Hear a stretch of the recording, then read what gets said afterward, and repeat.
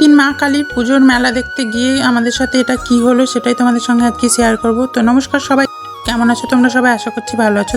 দেখো প্রথমেই আমি দুপুরবেলায় রেডি হয়ে গেছিলাম, তারপরে তোমাদের সঙ্গে একটু শেয়ার করলাম আমি কেমন লাগছে আমাকে দেখ। তারপরে আমরা রাস্তাতে বেরিয়ে পড়লাম টোটো ধরার জন্য, তারপর টোটোতে উঠে গেলাম, তারপর রাস্তার দিয়ে যাওয়ার জন্য।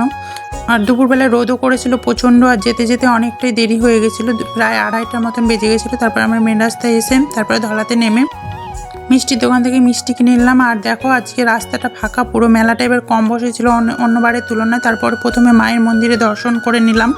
খুব জাগ্রত মা এখানে, 3টে মা, বড় মা, মেজো মা এবং ছোটো মা। বড় মার পুজো হয় দিয়ে রাত্রেবেলায়, সেটা রাত্রেবেলায় পুজো হয়ে এখান থেকে অন্য একটা পাড়ায় চলে যায়।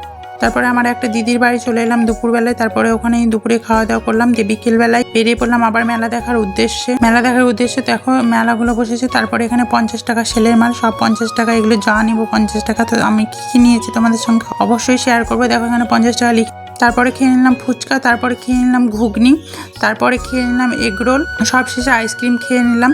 তারপরে আরেকটু মেলা দেখে নিলাম, তারপরে নিয়ে নিলাম জিলিপি বাড়ির জন্য, যেহেতু ভাইরা যায়নি। তারপরে জিলিপি নিয়ে চলে এলাম বাড়ির উদ্দেশ্যে। তো ভিডিওটা কেমন লাগলো অবশ্যই লাইক কমেন্ট শেয়ার করে দিবে।